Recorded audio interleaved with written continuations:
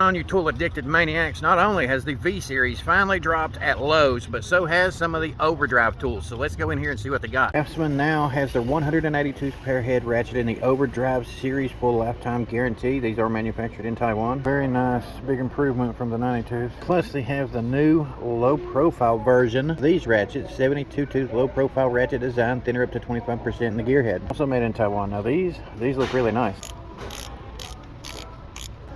Tell you what, they feel really good. That's definitely a big improvement from the CRAFTSMAN line. That's what we've got so far, because it is very smooth. You can barely hear it turning.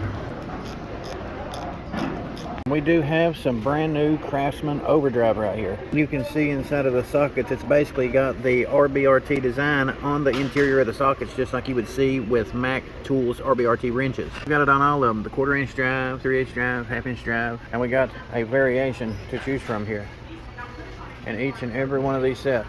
You're looking at $229 for 154 pieces, $200 for 121, got $149 for 80 piece, 49 piece, $100, and this 64 piece set right here is 120. This comes equipped with two of the new 180 degree ratchets, as well as the brand new sockets, all made in Taiwan. Big boy set here. This one's the one that's going to offer the most inside this set, and it does have wrenches in it, and if it's got wrenches in it, it's going to have the RBRT design on the wrenches themselves. The only thing I do not like is the fact that they do not give us a complete set of these wrenches. When they don't give me a complete set of wrenches, I'm not going to buy the tool set. Gauge to 11/16, 10 to 16 millimeter. Plus we get the deeps in 1/4 inch into the 3/8 range, and it's all going to be made in the gunmetal chrome. Clearly see it right there with the wrench design. They are going to give you some good options here depending on what you want. Now this is going to be a good set of tools to invest in. Now if you want the overdrive wrenches by themselves, right here you go, you're looking at about 50 bucks for the 7-piece set, and well, $75 for the 11-piece set. The Mac Tools version of this is going to run you $700 or $800. You really can't beat going with CRAFTSMAN first to try it out. Really cannot see it, but it does got the teeth on the opened end of the jaw as well. It's like you get with Icon, Milwaukee, Channel Lock, Carlisle.